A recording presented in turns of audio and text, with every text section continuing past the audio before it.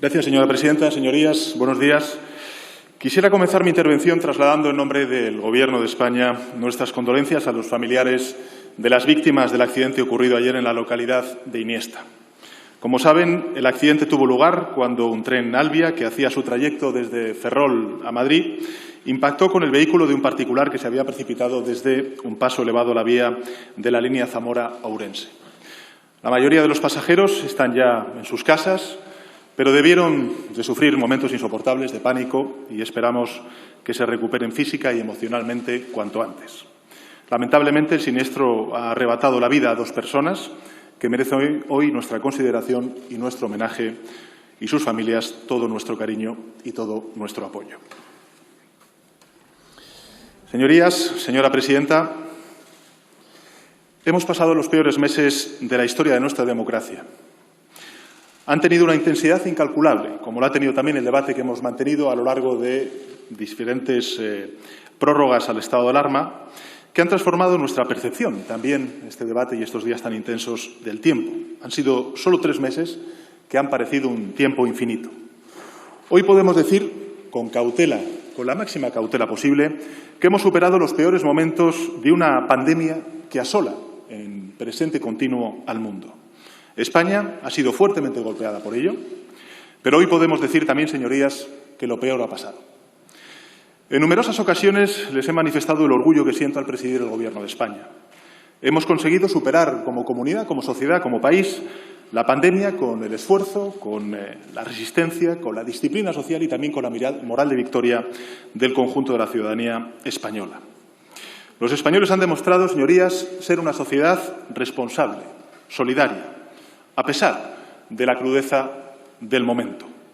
Han sabido ir ganándole al virus día a día, semana a semana. Desde el día 11 de marzo, en el que la Organización Mundial de la Salud declaró la pandemia mundial por el COVID-19, el Gobierno no ha tenido, como saben, ningún otro empeño, ningún otro cometido, ningún otro deseo ni objetivo que salvar vidas para salvar la vida de nuestro país. La experiencia pasada, y también lo que estamos viendo en otras partes del mundo, incluso en potencias tan importantes, tan relevantes como es Estados Unidos, demuestran que no ha habido y no hay ningún gobierno en el mundo preparado para esta sacudida. La situación ha sido radicalmente nueva. Las reglas no solo eran nuevas, sino que todo sobre el virus estaba por descubrir. Desde el principio decidimos mirar al frente, encarar al virus y no dejar a nadie atrás. Trabajamos todos, todas las instituciones, todo el país, sin descanso, para proteger y aliviar la vida de nuestros conciudadanos. La emergencia sanitaria era una urgencia incuestionable. No hay país ni hay economía si no hay salud y si no hay un servicio sanitario para todos. A día de hoy, en España, señorías, se han contagiado 239.932 personas, de las cuales 150.376 están hoy curadas, afortunadamente curadas. Nuestro sistema sanitario estuvo al borde del colapso y había que reforzarlo de inmediato. Desde que empezó esta crisis destinamos solo de inicio 1.000 millones de euros para la sanidad pública en manos de las comunidades autónomas, reforzando también la liquidez de las comunidades autónomas, así como la contratación de personal y material. El Gobierno hoy está negociando con los distintos grupos parlamentarios precisamente ese fondo no reembolsable, en donde buena parte de esos 16.000 millones de euros irán también destinados a la sanidad pública en manos de las comunidades autónomas. Pero ese frente, señorías, no era suficiente. Había que evitar los contagios. Había que detener esa curva ascendente en la que nos vimos durante semanas terribles, muy intensas, y que parecía, por cierto, imparable. Y para ello todos tuvimos que limitar algunas de nuestras libertades. Todos tuvimos que modificar de forma drástica nuestro comportamiento, nuestra conducta social, restringir los desplazamientos, limitar los encuentros, interrumpir y cerrar, confinar en definitiva a los ciudadanos y cerrar e interrumpir las actividades económicas calificadas en el decreto de alarma como no esenciales. No había otra manera de ganarle al virus. Asumimos uno de los confinamientos más estrictos de Europa y de Occidente, el más estricto. Era necesario detener casi todo para detener la propagación del virus. Ha sido terriblemente duro, señorías. pero podemos concluir que ha sido también tremendamente eficaz. La herramienta más eficaz. Hoy estamos francamente mejor, saliendo ya definitivamente del túnel. El Gobierno lo que está planteando es una nueva y última prórroga al estado de alarma gracias a ese instrumento constitucional, el estado de alarma reglado en el artículo 116 de nuestra Constitución. Hoy podemos también hacer un balance positivo de la desescalada. El levantamiento de las restricciones y las medidas aplicadas en las distintas fases no ha tenido, por ahora, y también con la máxima prudencia, no ha tenido un impacto negativo en la evolución de la pandemia. Hemos sido capaces de aproximarnos poco a poco a esa nueva normalidad y de ganar a la vez el terreno frente al virus. Estamos realizando una desescalada que hemos calificado por parte del Gobierno desde el principio de gradual, inteligente, moderando los riesgos, afianzando la seguridad. La ciudadanía ha asumido, además, con un sentido cívico extraordinario que me gustaría poner en valor, las reglas y se ha adaptado a esta transición en un tiempo récord. Y, evidentemente, el Gobierno va a seguir atento porque el virus todavía circula entre nosotros. Seguiremos pidiendo prudencia, prudencia y prudencia. Seguiremos alerta hasta que el riesgo desaparezca y después también seguiremos trabajando en aprender para nuevas pandemias que tenemos el deber de prevenir. Sabemos, señorías, lo que significa detener un país en medio de una emergencia sanitaria. Sabíamos cuáles podrían ser sus efectos. Tuvimos que asumirlos como sociedad, luchando contra ellos desde el inicio de la misma forma que hemos luchado contra el virus. Creo que ha quedado claro que el escudo social, que esa red social que hemos lanzado, tenía el firme propósito desde el principio de amortiguar la caída como consecuencia del confinamiento tan estricto que nos hemos autoimpuesto. No dejar a nadie sin techo, sin alimentos, sin recursos. En definitiva, proteger para reforzar nuestra arquitectura social. Permitir que un tejido económico sano, competitivo, no se desmorone por completo. Permitirle el futuro. Preservar, en definitiva, el progreso, en consecuencia, el bien común. Ahora, señorías, que nos acercamos al final de esta emergencia sanitaria, con toda la cautela, vuelvo a decir, con que podemos afirmar esto, es el momento de hacer algunos balances que durante el auge de la pandemia eran estériles, inútiles y hasta contraproducentes. Uno de los balances es el de los fallecidos durante esta crisis. Las cifras oficiales, establecidas siguiendo rigurosamente los parámetros de la Organización Mundial de la Salud, nos dicen que la cifra de fallecidos en nuestro país por COVID-19 es de 27.127 compatriotas. Esa cifra, quiero insistir en ello, procede de los datos proporcionados por las comunidades autónomas y bajo el protocolo estricto de la Organización Mundial de la Salud asumido por el Gobierno de España. El Ministerio de Sanidad no realiza cálculos propios. Se limita a recopilar los datos que remiten las administraciones sanitarias autonómicas, que son las competentes en materia autonómica, y a contrastarlos de acuerdo con el protocolo asumido por el Gobierno de España de la Organización Mundial de la Salud. En esta cifra están computados todos aquellos fallecidos a los que se realizó un test de COVID-19 y dieron positivo en él. Lógicamente, su recuerdo, señorías, como en tantas ocasiones ha dicho el Gobierno de España, perdurará en nuestra memoria y ya cuando todo el país esté en nueva normalidad, el Estado procederá a realizar una ceremonia de Estado. A lo largo de la emergencia sanitaria se han producido, es cierto, en distintas ocasiones variaciones en las estadísticas de infectados, de hospitalizados, de enfermos atendidos en la UCI y también de letalidad. Los cambios respondían exclusivamente al propósito de homogeneizar unos datos que eran recogidos en cada lugar con criterios heterogéneos. En algunas comunidades autónomas, señorías, se atribuía la cifra de infectados a la fecha de recepción del dato y en otras a la fecha de realización de la prueba. Por poner solamente un ejemplo de esa heterogeneidad. Una de las tareas y una de las lecciones que tenemos que extraer como consecuencia de esta emergencia sanitaria y la gestión de la misma es que tenemos por delante la necesidad de perfeccionar y de compenetrar nuestros sistemas estadísticos sanitarios de una manera mucho más eficiente. La plena competencia que ejercen las comunidades autónomas en materia sanitaria, en nuestro modelo territorial, que por cierto yo defiendo el Estado compuesto, defiendo el que el sistema sanitario en manos de las comunidades autónomas ha funcionado, pese al ataque tan importante de esta pandemia. Como digo, la plena competencia que ejercen las comunidades autónomas en materia sanitaria debe ser compatible con una estadística nacional armonizada. Creo que esta es una de las lecciones que tenemos que extraer de esta crisis. Eso nos ayudará a todos, en cualquier circunstancia y también en la mejora de la gestión de los recursos.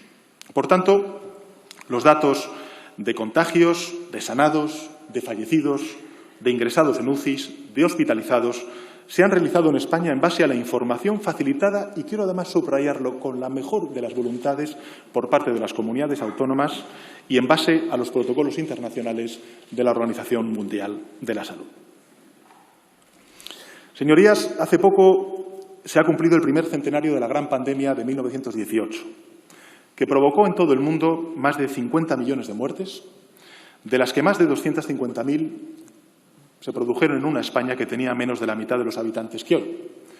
Aquella terrorífica epidemia fue conocida impropiamente como la gripe española, y lo fue impropiamente porque su origen no estuvo en nuestro país.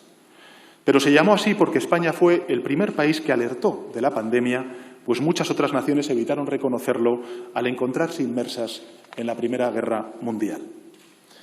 La pandemia del COVID-19 sabemos que arrancó en Oriente, en una provincia china, pero en su denominación no figura pasaporte ni nacionalidad, precisamente para evitar la estigmatización de cualquier país, de cualquier sociedad. Ha sido una pandemia, ya sabemos su viaje letal, que arrancó en Asia, que muy pronto se trasladó a nuestro continente, a Europa. Ya nuestro continente, lógicamente, golpeó sucesivamente a todas las naciones, con especial dureza a los países que concentran el mayor tráfico de viajeros por ser hubs internacionales, y lo hizo en sus mayores concentraciones urbanas: Italia, España, Francia, Gran Bretaña. Posteriormente, el epicentro se ha trasladado a América, a la América del Norte y a la América del Sur. Como es sabido, la mayor superpotencia mundial ha registrado oficialmente hasta el momento más de 100.000 muertes por coronavirus.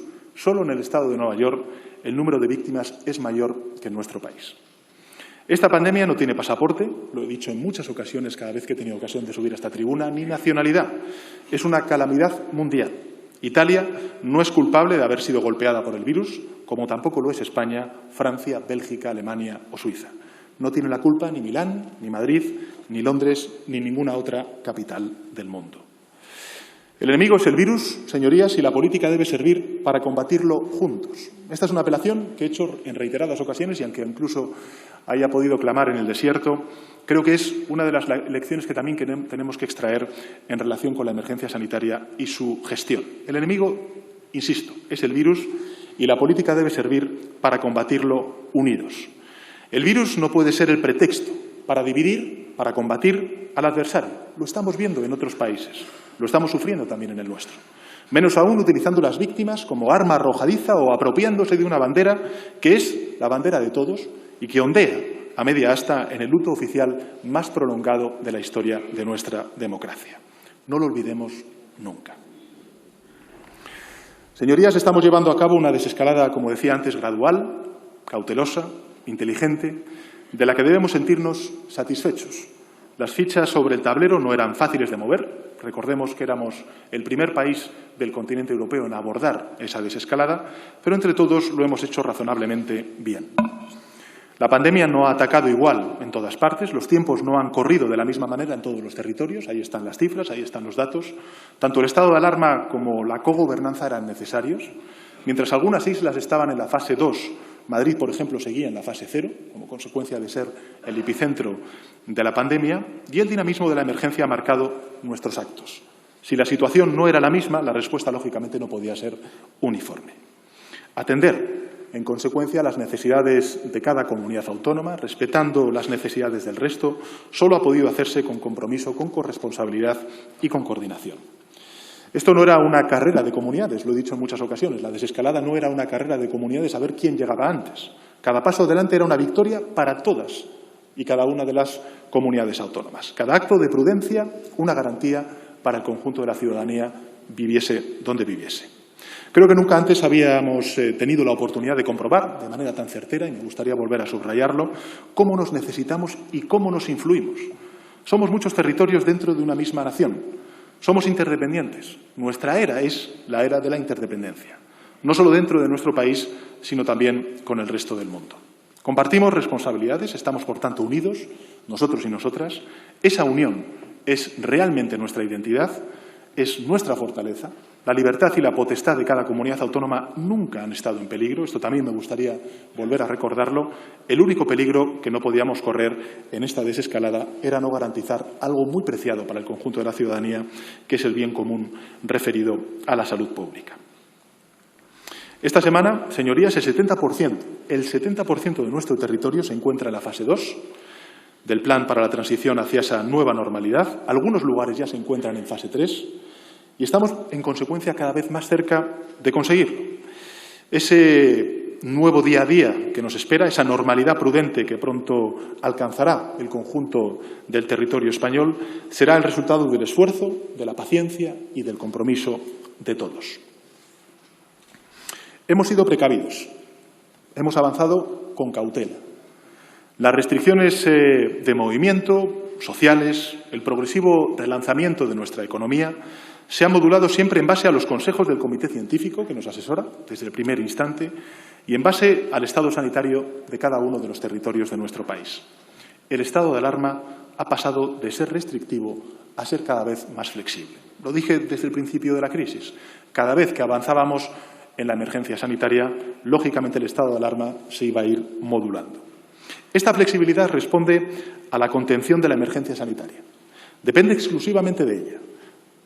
Si no hubiera contención del virus, no podríamos insuflar este alivio al conjunto de la sociedad en sus necesidades tanto vitales como también económicas. El repunte del consumo en las provincias, por ejemplo, que ya estaban en la fase 1, pues evidentemente ha sido muy significativo. La caída del consumo se situaba en torno, señorías, a un 60% en comparación con el año anterior, y en algunas provincias que han estado estas semanas en la fase 1, este desplome se ha reducido a la mitad, al 30%. También a este respecto, esta desescalada inteligente ha merecido, a mi juicio, la pena. Si seguimos, en consecuencia, caminando en esta dirección, con prudencia, insisto, con compromiso, las cifras de contagiados serán cada vez menores, y ya lo están siendo, muy menores, y la actividad económica seguirá retomando y saneando a buen ritmo. ¿Qué quiero decir? Que comprendo, lógicamente, el Gobierno comprende la impaciencia de los actores económicos, pero no hay elección entre salud y negocio. Sin salud pública no hay negocio que dure abierto al público. Señorías, comparezco en consecuencia hoy, como es preceptivo, como ha señalado la presidenta del Congreso, para solicitar de la Cámara la 6ª prórroga del estado de alarma. Será la última prórroga y tendrá características muy especiales como consecuencia del intercambio y el diálogo que he mantenido con los distintos grupos parlamentarios y, sin duda alguna, también los gobiernos autonómicos. El estado de alarma, como acabo de repasar hace un momento, ha sido en estos meses la herramienta fundamental para detener la pandemia. Los datos antes y después de la aprobación del primer estado de alarma están ahí. El número de contagios que teníamos antes del estado de alarma y los que tenemos hoy están ahí, son conocidos por todos y, en consecuencia, lo único que puedo hacer es felicitar esa colaboración, esa cooperación, esa coordinación que hemos mantenido entre el Gobierno de España y las comunidades autónomas. Hoy tenemos 0 fallecidos, señorías, en nuestro país como consecuencia del COVID. Creo que es un éxito de todos y a todos los grupos parlamentarios que han permitido el que pudiéramos prorrogar este estado de alarma durante 5 ocasiones, y en esta ocasión la 6ª y última. Quiero agradecerles de corazón porque ustedes también han servido a esa causa de defender la salud pública y salvar vidas.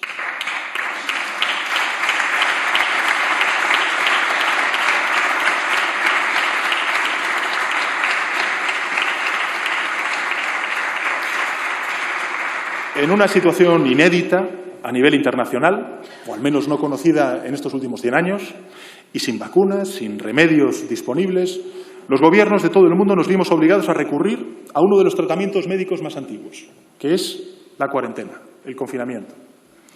Dijimos siempre que el estado de alarma era esencial en la desescalada también.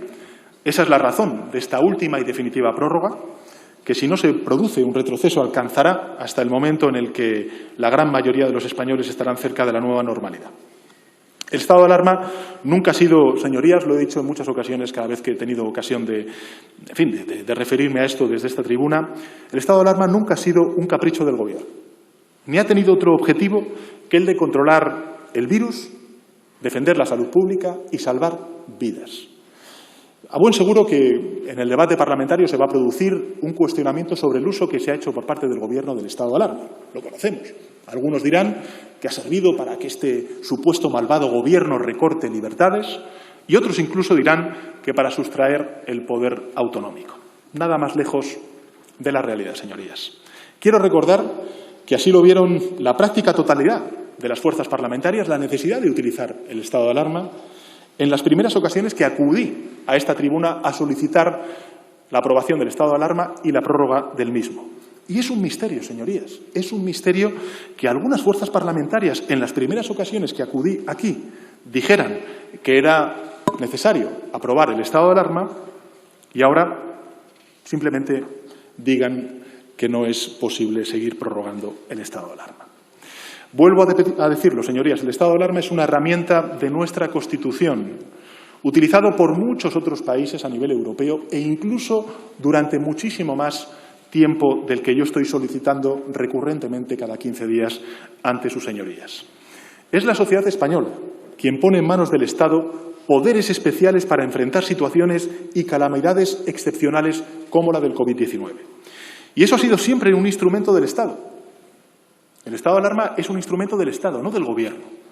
Y ha sido el Estado, con toda su fuerza, con todas sus instituciones, quien ha luchado contra el COVID-19. El Gobierno central, las comunidades autónomas y las corporaciones locales, además de las provincias. Cada uno desde su responsabilidad, coordinadamente. Todas las libertades, señorías, todas han persistido durante el estado de alarma.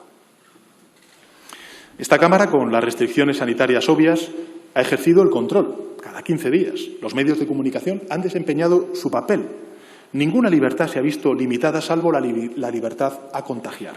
Y por eso se han limitado la movilidad y el contacto social durante estas largas semanas. Quien desee oponerse al estado de alarma tendrá que recurrir a cualquier otro pretexto, pero no, desde luego, al pretexto y a la excusa de la libertad. La libertad de pensamiento, señorías, de expresión, de asociación, las libertades democráticas se han ejercido sin más límite que las garantías sanitarias. Señorías, sobre estas bases les anuncio que esta última prórroga del estado de alarma, que se va a prolongar hasta las 0 horas del 21 de junio, presenta las siguientes características. En los territorios que se encuentren en las fases 1 y 2, el Ministerio de Sanidad continuará adoptando las medidas previstas en el marco del estado de alarma y el plan de desescalada, siguiendo el ya conocido proceso de cogobernanza con las comunidades autónomas. En los territorios que se encuentren o pasen a la fase 3, será el presidente o presidenta de la comunidad autónoma quien, en su nueva condición de autoridad competente delegada por ese territorio, tendrá la facultad de decidir si mantiene o modifica y cómo las medidas contenidas en la orden de fase 3 publicada el pasado sábado. Además, será la comunidad autónoma quien decida la superación de la fase 3 y, por tanto, el paso a la nueva normalidad, es decir, el levantamiento del estado de alarma. En este sentido, es importante resaltar, y esto es lo que me gustaría también subrayarles, señorías, es importante resaltar que la superación de la fase 3 supone un reconocimiento de que la crisis sanitaria ha finalizado en ese territorio y que, por lo tanto, dejará de estar en estado de alarma. La cooperación, la cogobernanza, está siendo uno de los elementos clave en la gestión de esta crisis, a diferencia de otras crisis anteriores, y nos permiten establecer un modelo de actuación para el futuro, que es otro modo de hacer las cosas unidos por la necesidad y por el interés común. Por esta razón, en esta última etapa, las competencias de las comunidades autónomas en la progresión de las medidas de desescalada van a ser mucho más amplias. Quiero recordar, una vez más, que las comunidades autónomas en ningún momento perdieron sus competencias. Nunca las perdieron. E incluso en los momentos más duros de la pandemia, con un estado de alarma muchísimo más restrictivo del que tenemos ahora, las comunidades autónomas nunca perdieron sus competencias. A pesar del mando único de los ministerios del Interior, de Sanidad, de Defensa y de Transportes, Movilidad y Agenda Urbana, la gestión de todas las competencias reconocidas en los estatutos de autonomía estuvieron siempre en manos de los respectivos gobiernos autonómicos. La sanidad, la educación, la dependencia, la justicia, entre otras. Cada comunidad autónoma puede realizar las gestiones en su ámbito sin freno estatal. Es más, tuvo el apoyo estatal. Un buen ejemplo, por compartirlo con sus señorías, un buen ejemplo son algunos hospitales provisionales que se instalaron y equiparon con la iniciativa de ciertas comunidades autónomas y el apoyo de las Fuerzas Armadas. ¿Cómo hubieran podido tomar medidas así si no hubieran tenido competencias? Las tenían. Y además contaban con el apoyo y los recursos del Gobierno de España, como es el caso de las Fuerzas Armadas. Como ya les he dicho, a partir de la fase 3 de la desescalada tendrán, además de la capacidad de gestión, la capacidad de decisión absoluta, con la única excepción, lógicamente, de las restricciones en materia de libertad de circulación, que es lo que justifica precisamente la prórroga del estado de alarma, cuya competencia continúa manteniendo la autoridad sanitaria, en este caso el ministro de Sanidad, el señor Illa. A medida que han ido evolucionando los acontecimientos, hemos pasado del mando único a la cogobernanza y de la cogobernanza a la gobernanza plena por parte de las comunidades autónomas en fase 3. De este modo, culminaremos la desescalada con la responsabilidad compartida y con el regreso a la normalidad institucional. Espero, en consecuencia, señorías, contar con el apoyo de todos ustedes para esta última y definitiva prórroga del estado de alarma. Un estado de alarma único, nuevo, y con una sola funcionalidad: acompañar a los territorios en este último trecho, en estos últimos metros, el más deseado, por cierto, pero no por ello menos arriesgado que los anteriores. Acompañar a los territorios hacia esa nueva normalidad. Por ello, también les anuncio lo siguiente, señorías, y es que en el próximo Consejo de Ministros del martes 9 de junio se aprobará un Real Decreto Ley para esa nueva normalidad, que recopilará todas las medidas de prevención, contención y coordinación para hacer frente a la crisis sanitaria ocasionada por el COVID-19 tras la expiración de la vigencia del estado de alarma en los sucesivos territorios y definitivamente a partir del 21 de junio. Estas medidas se abordarán en un próximo Consejo Interterritorial del Sistema Nacional de Salud, del que forman parte el Gobierno de España, en este caso el Ministerio de Sanidad, y las consejerías de Sanidad de las distintas comunidades autónomas. Se trata, en definitiva, de aunar en una sola norma, las medidas sanitarias que tendremos que continuar observando hasta que tengamos una vacuna o un tratamiento terapéutico eficaz que nos permita recuperar nuestros hábitos anteriores con total seguridad y, por tanto, evitar el riesgo de un rebrote de la pandemia. Señorías, creo que nadie podrá negar con un mínimo de honestidad el papel de liderazgo ejercido también por nuestro país en el marco de las instituciones europeas. Y es bueno que sí sea, porque se trata de la defensa de los intereses de nuestros compatriotas en un terreno absolutamente fundamental como es el de la reconstrucción económica y social de nuestro país, de nuestro continente.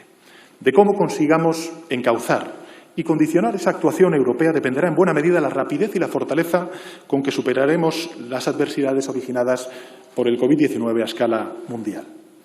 El beneficio no será de unos o de otros, señorías, será el de toda la sociedad, sin diferencias ni matices, en todos los territorios y en todos los sectores productivos. Y ya que se trata del bien común, al menos en esto deberíamos esforzarnos todos en conseguir una imagen de unidad real que nos refuerce de cara a la negociación con nuestros socios europeos. 5 son los hitos que enmarcan el camino recorrido hasta ahora en Europa. El primero de ellos es la flexibilización de los criterios de déficit público establecidos por el Pacto de Estabilidad y Crecimiento. Un acuerdo sin precedentes, aparentemente impensable hasta hace muy poco, y que ejemplifica bien hasta qué punto debemos abordar esta situación con criterios completamente distintos a los de la crisis precedente. En segundo lugar, el programa de compra de deuda pública del Banco Central Europeo, valorado en 750.000 millones de euros. Un programa de compra de deuda pública también sin precedentes a lo largo de estos últimos años. En tercer lugar, esa triple red de 540.000 millones de euros, aprobada por el Consejo Europeo del pasado 23 de abril, en los cuales, humildemente, creo que el Gobierno de España ha tenido un papel también de referencia y de impulso y de liderazgo del mismo. En cuarto lugar, el incremento del marco financiero plurianual de la Unión Europea hasta 1,1 billones de euros. Y, en quinto lugar, la creación de un fondo de recuperación para la economía europea de 750.000 millones de euros, respecto al cual creo pertinente hacer algunas precisiones ante sus señorías. Como saben, el plan se ha presentado por parte de la Comisión Europea para la constitución, precisamente, de este fondo, que ha recibido el nombre de Next Generation Unión Europea. El hecho de que su tramitación y ejecución vayan a estar ligados al marco financiero plurianual significa que, en efecto, estaremos fijando el horizonte económico de la Unión Europea durante al menos la próxima década. No se trata, por tanto, de combatir una emergencia puntual sino de abordar el momento que vivimos desde argumentos verdaderamente transformadores. Me parece que esto es importante volver a repetirlo porque esta es la cuestión. No es solamente salir de la crisis, reaccionar a la crisis, sino salir con unos pilares, con unos fundamentos completamente distintos a los cuales entramos. De responder, en consecuencia, al órdago que nos ha planteado la pandemia con audacia, con inteligencia y con visión de futuro, con una respuesta basada en dos criterios, una respuesta sostenible y una respuesta también inclusiva. Saben también que la cuantía final de la propuesta de ese fondo de recuperación se ha elevado a un total de 750.000 millones de euros, de los cuales 500.000 millones de euros la propuesta, insisto, de la Comisión Europea son transferencias y 250.000 millones de euros son préstamos. Cantidades articuladas en torno a tres pilares fundamentales que me gustaría detallarles, aunque sea muy brevemente. El primero acapararía en torno al 80% del volumen total del fondo y está compuesto por dos instrumentos.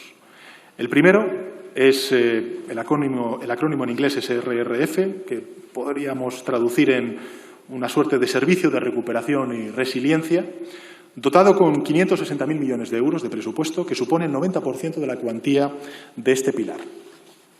Se trata del instrumento directamente ligado a las transformaciones que deberemos emprender para abordar esta crisis.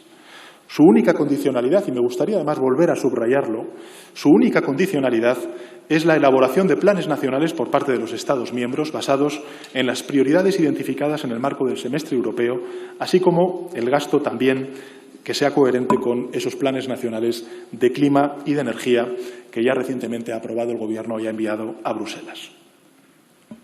En segundo lugar, un fondo llamado React Europe, que es un 10% de este pilar, presupuestado en 55.000 millones de euros.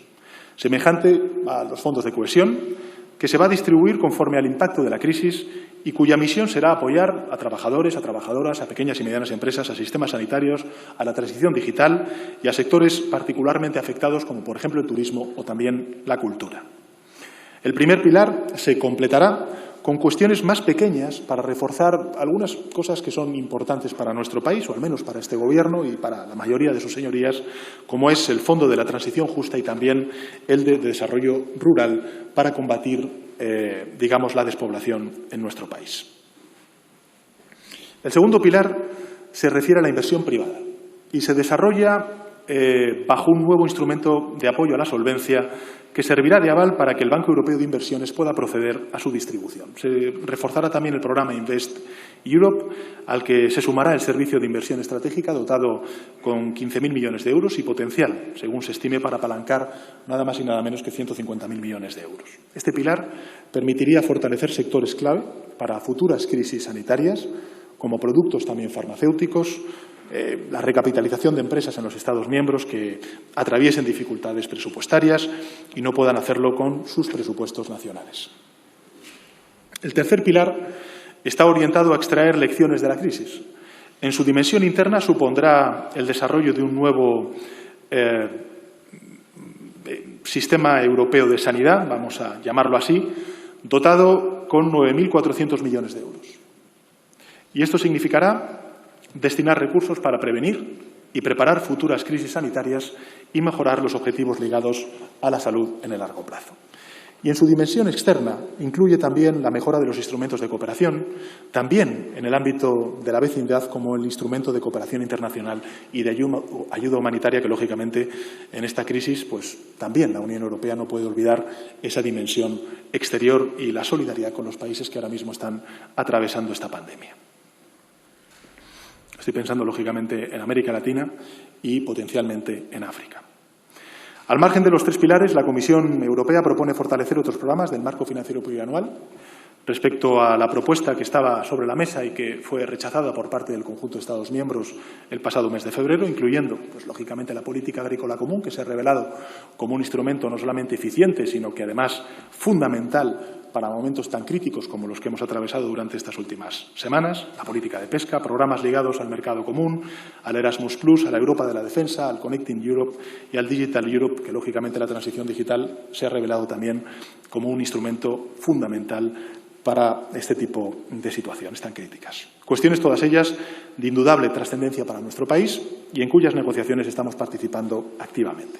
En resumen, señorías, y según las estimaciones que transmite a día de hoy la Comisión Europea, España se podría beneficiar de unos 77.000 millones de euros en transferencias directas y unos 63.000 millones de euros en créditos, es decir, en total 140.000 millones de euros del Next Generation Unión Europea. Una propuesta, sin duda, favorable para nuestros intereses, se mire por donde se mire, tanto en la cuantía como en las condiciones en las que se formula. Y en cuanto a los sectores más beneficiados, el plan especifica el turismo, con 161.000 millones de euros, el comercio, con 115.000 millones de euros, me estoy refiriendo a nivel global de esos 750.000 millones de euros, las energías renovables, con 100.000 millones de euros, el negocio digital, con 66.000 millones de euros, la energía e industrias intensivas, con 88.000 millones de euros, el transporte y el automóvil, con 64.000 millones de euros, y la construcción, con 54.000 millones de euros. Áreas, todas ellas, sin duda, de un enorme peso específico en el tejido empresarial y económico de nuestro país. El texto actual, como saben ustedes, se va a debatir en el Consejo Europeo que vamos a celebrar el próximo 19 de junio y yo creo que se retomará previsiblemente para su aprobación definitiva junto al marco financiero plurianual 2021-2027 en un Consejo Europeo extraordinario y monográfico. Esperamos en esta ocasión presencial en la fecha de julio aún por determinar. Y de conseguirlo, existiría margen para preparar un fondo de transición de casi 12.000 millones de euros y preparar la primera emisión de deuda durante el último trimestre del año. Creo que esto es muy importante también subrayarlo, señorías, porque al fin y al cabo, cuando estamos hablando de mutualizar la deuda, lo que está haciendo ahora mismo Europa es mutualizar deuda. Lo está haciendo a través del MEDE, lo está haciendo a través del Fondo de Reaseguro del Desempleo y lo va a hacer la Comisión Europea para articular este fondo de recuperación, sin duda alguna histórico y también, sin duda alguna, inédito y que supone un punto de inflexión en la historia de la Unión Europea. Obviamente, nos aguarda una larga y ardua negociación antes de llegar a un acuerdo definitivo. Todos conocemos la postura reticente al mismo de un número reducido de países, pero también tenemos que recordar que se necesita la unanimidad en el Consejo Europeo para poder aprobar el marco financiero plurianual y, lógicamente, también el Fondo de Recuperación Económica planteado por la Comisión Europea. En cualquier caso, señorías, es indudable que llegamos a ese punto crucial de las negociaciones desde una posición de ventaja. Y esto me gustaría también reconocerlo. Y con el respaldo mayoritario al acuerdo por parte del conjunto o de la mayoría de los Estados miembros, significativamente de aquellos países no solamente que más han sufrido las consecuencias de la pandemia, sino que también más en riesgo están puestas su viabilidad económica como consecuencia del mal o peor funcionamiento del mercado único y, lógicamente, países tan importantes como Francia, Alemania, Italia, España, es decir, países en términos poblacionales también muy relevantes para nuestro proyecto común. Desde el primer momento, señorías, hemos sostenido desde el Gobierno que 72 años después Europa necesitaba una suerte de Plan Marshall. No se trataba, por supuesto, de comparar las circunstancias de entonces con las del presente, pero solo una acción de semejante envergadura puede establecer un paralelismo pertinente con nuestras necesidades ahora mismo, por parte del conjunto de países europeos, por la gravedad de la crisis que afrontamos, por la ambición y por el alcance de las medidas a tomar necesarias, por la trascendencia histórica del momento que también hoy nos ha tocado vivir como país y como proyecto común. No obstante, señorías, hay una diferencia sobre la que no quisiera dejar de llamar su atención. Una diferencia significativa. Entonces, nuestro país, cuando se puso en marcha ese Plan Marshall, entonces nuestro país, como otras dictaduras del sur de Europa, quedaba al margen de aquel Plan Marshall por el rechazo del régimen franquista a la reconciliación y a la apertura democrática que le exigía la comunidad internacional una vez culminada la derrota del fascismo. Una actitud que condenó a los españoles a lustros de privaciones, de sacrificios y a décadas de atraso de desarrollo económico e industrial. Hoy, precisamente, España es quien está reivindicando en nuestro continente la creación de un nuevo Plan Marshall en beneficio de todos los Estados miembros de la Unión. No con los recursos de una potencia amiga, pero lejana, sino con nuestras propias fortalezas como unión de Estados que somos. La unión que debemos ser, la unión que podrá ser, que deberá ser en los tiempos que vienen. Un plan que necesariamente habrá de descansar sobre los tres vectores que ustedes me han escuchado en algunas otras comparecencias y que determinan o van a determinar no solamente nuestro presente, sino el futuro más inmediato. En primer lugar, la transformación medioambiental, con la cual el Gobierno está plenamente comprometido. Ayer mismo en el Consejo de Ministros aprobamos esa estrategia de economía circular. La digitalización de la economía, claramente uno de los procesos que más se ha acelerado como consecuencia de la pandemia y el impulso al teletrabajo. Y, finalmente, la creación de empleo, pero empleo de calidad, adaptado a nuestras estructuras productivas y a esas nuevas estructuras productivas hacia las cuales antes hacía referencia. Y con esa referencia, señorías, tendremos que alcanzar nuestros propios acuerdos de reconstrucción, con esos mismos principios y también con esa misma ambición. Un plan de recuperación e inversión de una magnitud sin precedentes, a cuya preparación consagraremos a partir de ahora todos nuestros esfuerzos desde el Gobierno de España. Ese es el horizonte que nos aguarda, señorías. Y creo que es un escenario de la suficiente trascendencia como para hacer, una vez más en esta Cámara, una llamada, como ha hecho la presidenta del Congreso en algunas otras ocasiones, una llamada a aparcar la mezquindad y la irrelevancia de la pequeña política y dedicarnos a todos juntos a una labor que exigirá durante los próximos meses lo mejor de nuestras disposiciones, lo mejor de nuestras capacidades como líderes y como representantes legítimos de nuestro país. En 1948 Estados Unidos salvó a Europa devastada por la Segunda Guerra Mundial y nadie salvó a España, destruida por una contienda civil. Hoy, en 2020, Europa, señorías, debe salvar a Europa y España, dentro del marco europeo, debe salvar a España. Desde el primer momento, nuestro plan para combatir la emergencia sanitaria, económica y social se ha sustentado en 4 pilares desde los que hemos ido implementando todas las medidas. En primer lugar, lo saben ustedes, los hemos repetido en muchas ocasiones en los debates sucesivos que hemos tenido a propósito de la prórroga. En primer lugar, como decía antes, para proteger y garantizar el bienestar de las familias españolas y, sobre todo y en particular, de las familias trabajadoras. En segundo lugar, y para garantizar el suministro necesario que pedían las comunidades autónomas, sobre todo y ante todo los profesionales sanitarios gestionados por las comunidades autónomas, garantizar el suministro, como decía antes, y la producción de medicamentos y el acceso al material sanitario. En tercer lugar, para proteger el empleo en sectores que sufriesen caídas de la demanda como consecuencia del confinamiento. Y, en cuarto lugar, para poner todo nuestro empeño y todos los recursos necesarios para apoyar la liquidez de las pequeñas y medianas empresas del sector productivo de nuestro país. El 17 de marzo, 4 días después de decretar el estado de alarma y paralizar, por lo tanto, buena parte de la economía en nuestro país, anuncié la movilización de hasta 200.000 millones de euros, la mayor red de protección social que responde a la magnitud del desafío económico y social al que nos estábamos enfrentando y nos estamos enfrentando. Señorías, la Seguridad Social ya ha reconocido a más de 1.385.000 trabajadores y trabajadoras autónomos la prestación extraordinaria por cese de actividad. Esta cifra representa el 97% de los más de 1,42 millones de trabajadores por cuenta propia que lo han solicitado. El 97%. Se han formalizado 491.000 operaciones de financiación de la línea ICO para la cobertura por cuenta del Estado de la financiación otorgada por entidades financieras a empresas, autónomos, con un importe elevado de 46.600 millones de euros. Repito, 491.000 operaciones, 46.600 millones de euros. Y se estima que más de 3 millones de trabajadores se beneficiarán de las medidas de protección por desempleo debidas a las suspensiones, a las reducciones de jornada, por razones de fuerza mayor y también por los expedientes de regulación de empleo temporal. Más de 134.000 trabajadores agrarios se van a beneficiar de una reducción de más del 19% de su cotización en situación de inactividad, cuando hubiesen realizado un máximo de 55 jornadas realizadas en 2019. Unas 2.500 empresas se podrán beneficiar del sistema de ayudas extraordinarias que ha aprobado el Gobierno para las artes escénicas, la música, como consecuencia, lógicamente, en el sector de la cultura del impacto de la crisis sanitaria, y más de 3.550 librerías independientes se podrán beneficiar del sistema de ayudas extraordinarias al sector del libro. 127 entidades se benefician de las subvenciones concedidas por el Instituto de Salud Carlos III para proyectos y programas de investigación del COVID-19 por un importe superior a los 22,4 millones de euros. Y quiero además felicitar, en este caso, a los investigadores, a los científicos, por la aportación y el trabajo que están haciendo contra el reloj para lograr una vacuna y una respuesta española también a esta crisis.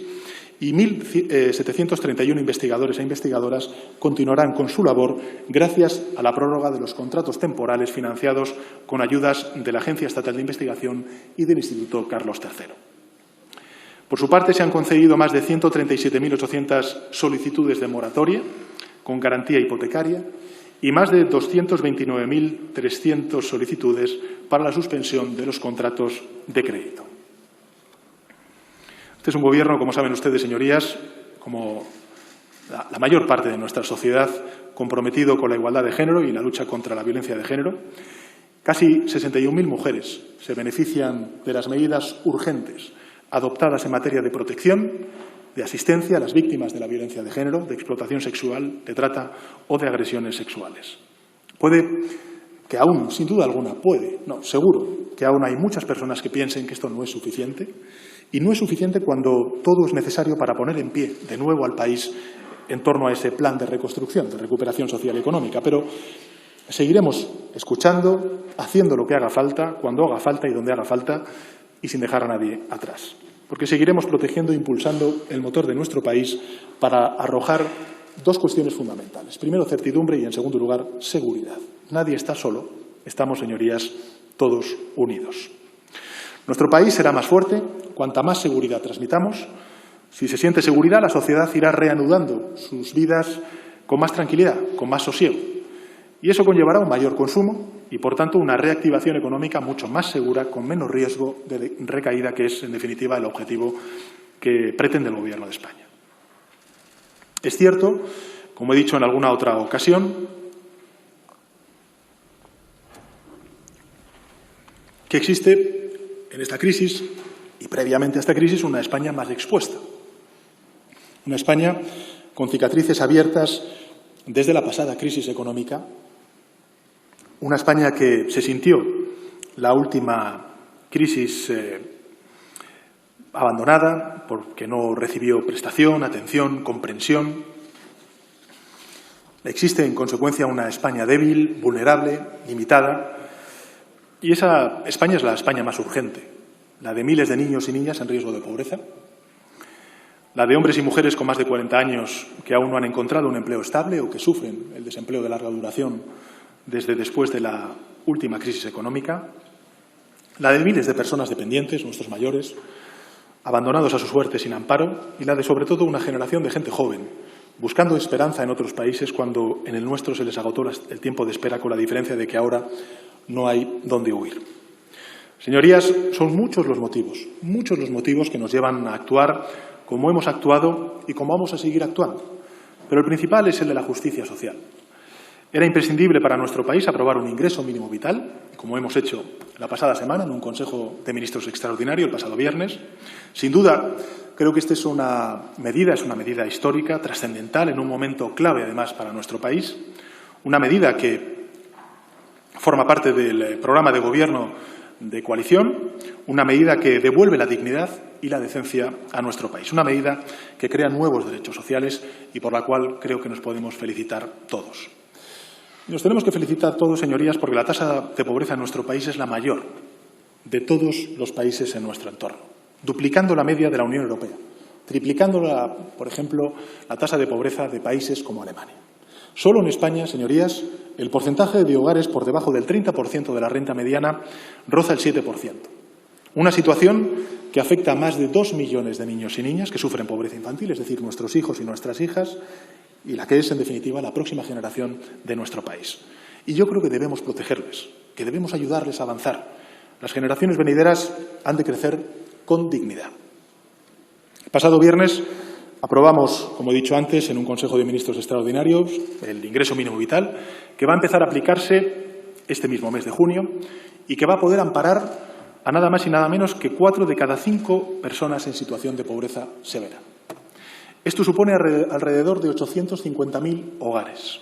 El coste anual de esta medida es de 3.000 millones de euros, una cantidad que va a ir directamente a reactivar nuestra economía en la medida en la que los hogares destinatarios de este ingreso mínimo vital, pues lógicamente lo que van a hacer es animar poco más el consumo de necesidades básicas como la alimentación o como la ropa. Un consumo que va a repercutir en el comercio local y, por tanto, en el empleo de pequeñas y medianas empresas y también de trabajadores autónomos. Son recursos, en definitiva, públicos que cumplen con distintas materias, objetivos, deseos compartidos por el conjunto de la sociedad española, no solamente el de la justicia social, sin duda alguna el de la decencia, pero también el de reanimar la actividad económica con recursos públicos. Por primera vez en España se ha tenido en cuenta, y esto también me parece importante subrayarlo ante sus señorías, en el diseño del ingreso mínimo vital los objetivos de eficacia de reducción de la pobreza extrema. La cuantía del ingreso mínimo dependerá del número de miembros de cada hogar, porque lo que queremos es afectar a la pobreza infantil, y empezará este mismo mes de junio, como he dicho antes. El ingreso mínimo garantizará entre 5.500 euros y 12.000 euros al año por hogar. Hay que entender que la prestación, lógicamente, no es una cuantía fija porque, insisto, está muy dirigida a luchar contra la pobreza infantil y es un complemento hasta llegar al mínimo que corresponda en función de los ingresos que tiene cada hogar. Este es, a mi juicio, a juicio del Gobierno, un cambio fundamental, un cambio trascendental. Además, lógicamente, de reducir la pobreza, potenciaremos la inclusión social y, como he dicho antes, ayudaremos también a la economía. Este Gobierno, me lo escucharon decir en muchas ocasiones, pero también en el discurso de investidura, es un Gobierno con un compromiso prioritario, que es el de la erradicación de la pobreza infantil, y dar cumplimiento, en consecuencia, a las recomendaciones que, de manera sistemática, desde el año 2014, eleva a España el Consejo de Europa y, lógicamente, también los compromisos que nos hemos autoimpuesto como Gobierno de cumplir con los objetivos de desarrollo sostenible en el marco de la Agenda 2030. Comprendan que vincule, lógicamente, directamente el ingreso mínimo vital con la pobreza infantil. La crisis o las crisis provocan un aumento de las situaciones de exclusión y aumentan, en consecuencia, la desigualdad social, como hemos visto durante estos últimos años. Y no podemos permitirlo, sobre todo para nuestros niños. Los datos en España, antes de la crisis de la emergencia sanitaria, ya nos sonrojaban como representantes públicos. Y no podemos permitir que haya ni infancias rotas, ni generaciones sin futuros, ni familias sin esperanza. Nuestros hijos e hijas, nazcan donde nazcan, vivan donde vivan, deben tener las mismas oportunidades y los mismos derechos sin riesgo de exclusión. Se trata simplemente de hacer lo que es justo. Desde el pasado 29 de mayo, España ha ganado en justicia social, pero sobre todo, como he dicho antes, en decencia. No se trata de que una parte de nuestro país sobreviva. Se trata de que España viva con dignidad. No es caridad, es protección, no es compasión, es justicia y es decencia.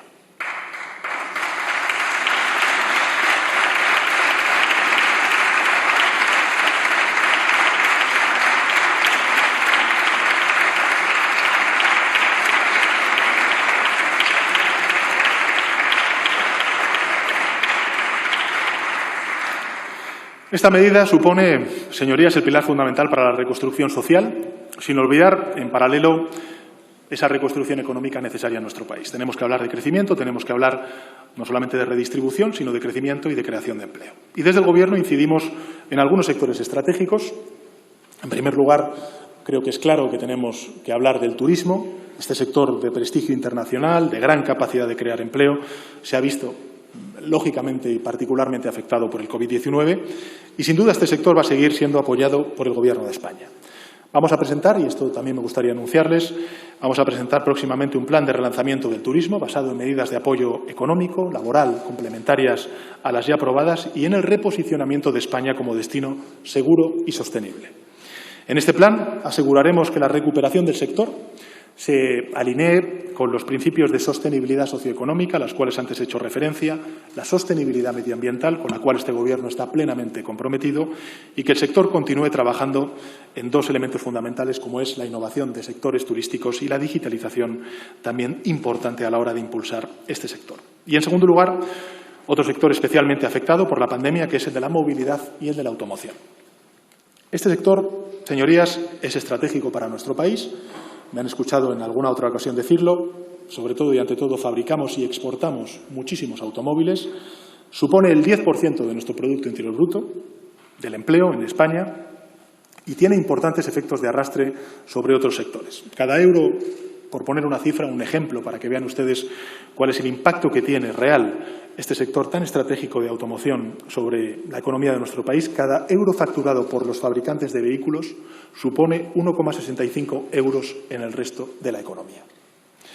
El Gobierno está trabajando en un gran plan de reactivación de la movilidad y del sector de la automoción, en diálogo también con los actores implicados, con las principales empresas, con los principales sindicatos, que incluirá acciones de apoyo al sector del automóvil a largo plazo y también a lo largo de toda la cadena de valor, para posibilitar una rápida recuperación y paliar, en la medida de lo posible, los efectos adversos de la COVID-19 sobre su competitividad, por eso decía lo de largo plazo, al tiempo que los ayudamos a realizar más rápidamente la transición hacia unos vehículos que tienen que ser más sostenibles y más limpios.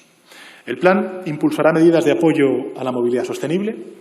También es importante incorporarlo a este concepto mucho más amplio, más transversal de movilidad sostenible, con nuevas formas de transporte, como puedan ser, por ejemplo, las bicicletas, los autobuses y las furgonetas eléctricos.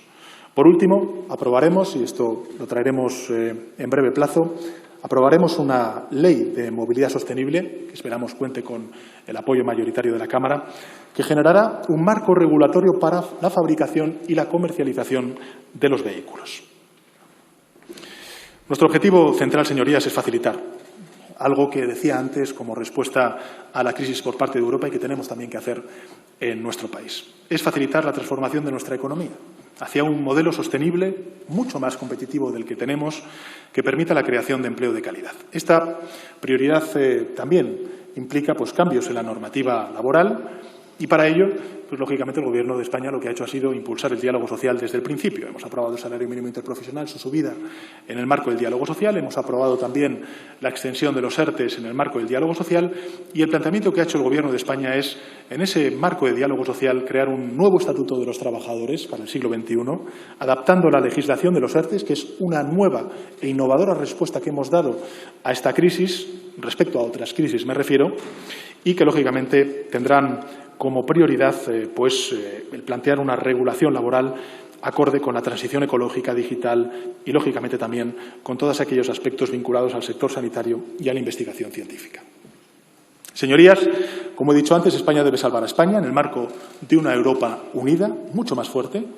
Sigamos trabajando, en consecuencia es la petición que les hago desde el Gobierno, en un plan de reconstrucción social y económica ajustado a la realidad de nuestro país, pero con propuestas, con debate, con acuerdo, a ser posible con acuerdo. Que nuestras diferencias, señorías, sirvan para elaborar mejor nuestras propuestas, no para alejarnos más. Nuestro país necesita soluciones urgentes. Trabajemos con urgencia y con responsabilidad.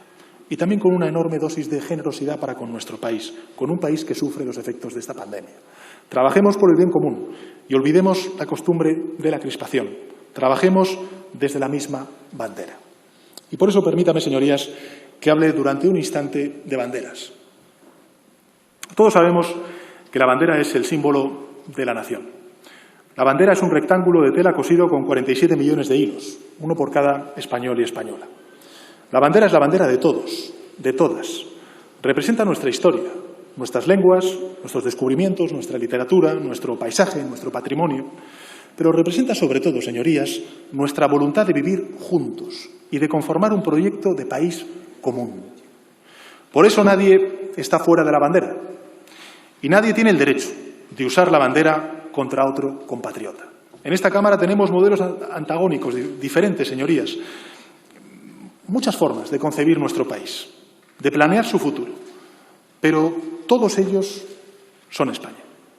Esto es algo que me gustaría que quedara en la mente de todos y cada uno de sus señorías. Estamos aquí porque nos han votado los ciudadanos y ciudadanas unos y otras que forman parte de nuestro país y que tienen el mismo derecho a participar en la construcción de su futuro.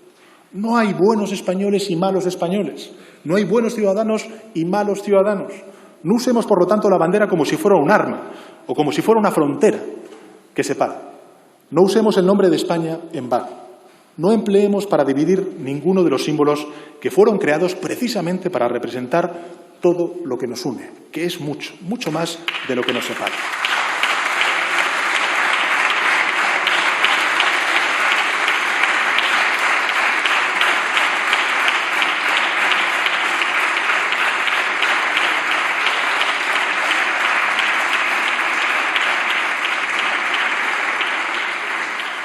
Tenemos un país extraordinario, extraordinario, el mejor país del mundo, que debemos revitalizar, reforzar, preservar, modernizar. Esta Cámara es la representación de la diversidad extraordinaria de nuestro país. Es una evidencia que para que este país avance necesita de diálogo, de entendimiento por parte de la mayoría. El virus no preguntó por la ideología de los infectados y las infectadas, señorías. La pandemia no distinguió territorios, ni clases sociales, ni ideologías. Como bien saben, virus es un término que viene del latín y que significa originalmente veneno. Lo estamos viendo en algunos lugares, señorías, señaladamente en Estados Unidos, y no queremos verlo cuajar en España. El veneno es el odio.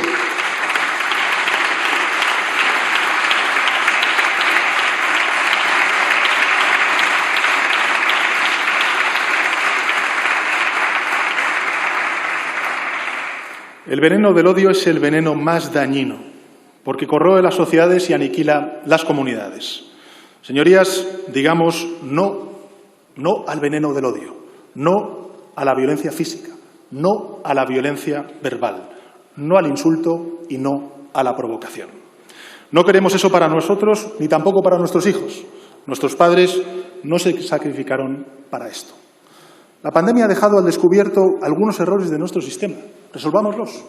Demostremos a la ciudadanía la utilidad de la política, lo imprescindible del servicio público. Demostremos que servimos para algo más que para llenar titulares de crispación, de provocación y de insultos. Nuestra labor no es fácil. Siempre se podrá hacer mejor, señorías. Pues hagámoslo mejor. Ha llegado el momento de transformar definitivamente nuestro país. ¿Qué país queremos ser, señorías? ¿Qué país quieren los españoles para sí? He repetido en muchas ocasiones que llegué hasta aquí para trabajar por la convivencia y para impulsar algo que antes he señalado, un crecimiento sostenible e inclusivo, que no dejara a nadie atrás. Y estos objetivos se han hecho más ineludibles con esta emergencia sanitaria. Este Gobierno está luchando por lo que siempre ha querido luchar. Vinimos precisamente para esto. El país que queremos es el país que necesitamos. Y es el que necesitamos reconstruir con urgencia. Hay millones de personas ahí fuera que esperan concordia, que esperan de nosotros serles útiles de verdad, que esperan que les resolvamos los graves problemas que se han acumulado debido a esta crisis sanitaria, pero que ya venían padeciendo desde hace años atrás.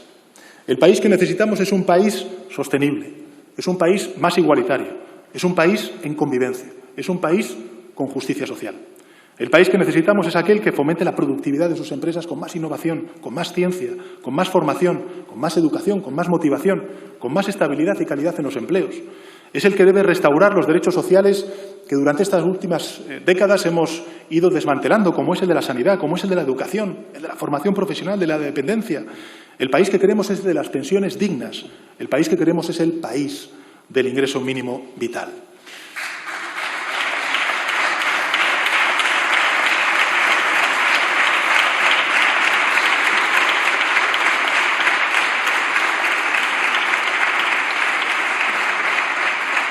El país, señorías, que queremos y que necesitamos es aquel que impulse de nuevo nuestro crecimiento económico. La digitalización de nuestra economía, que se ha acelerado como consecuencia de la emergencia de esta pandemia. La transición ecológica. Hablamos de emergencia sanitaria, pero la real emergencia que tenemos por delante es la emergencia climática que tenemos que dar respuesta. El país que necesitamos es el de la igualdad real y efectiva entre hombres y mujeres. Y yo lo digo alto y claro, ¡viva el 8 de marzo!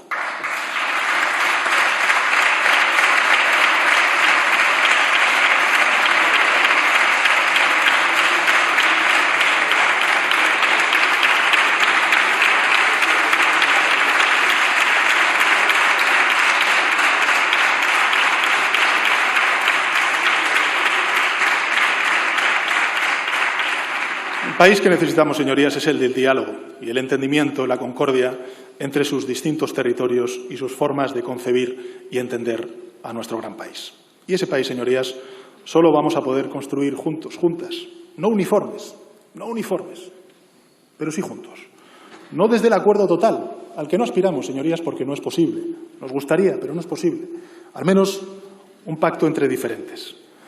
Por eso quiero rogarles ahora, antes de terminar, que muestren sus discrepancias con el Gobierno, pero que lo hagan con altura parlamentaria, sin descalificaciones, sin insultos, sin presunciones de culpabilidad, sin acusaciones gruesas de mala fe y también conspiraciones inverosímiles, señorías. Seamos todos constructivos. Demostremos a la ciudadanía que hicieron lo correcto al elegirnos. Yo les anuncio que no usaré mis turnos de réplica para responder a provocaciones, si las hay, que no subrayaré nuestras diferencias, sino nuestros puntos de acuerdo, que no deslegitimaré a mis adversarios, sino que le concederé el mismo respeto que pido para un gobierno legítimo como es el gobierno que dirige España, porque necesitamos eso, concordia, señorías, concordia para transformar definitivamente España. Reorientemos nuestro pensamiento y nuestro compromiso hacia una nueva actitud política. Si algo queda después de esta emergencia sanitaria, señorías, que quede esa nueva forma de hacer política, la del entendimiento. No olvidemos nunca lo que somos, un país democrático, libre, que camina incansable hacia un futuro mejor. Gracias. Muchas gracias, señor presidente del Gobierno.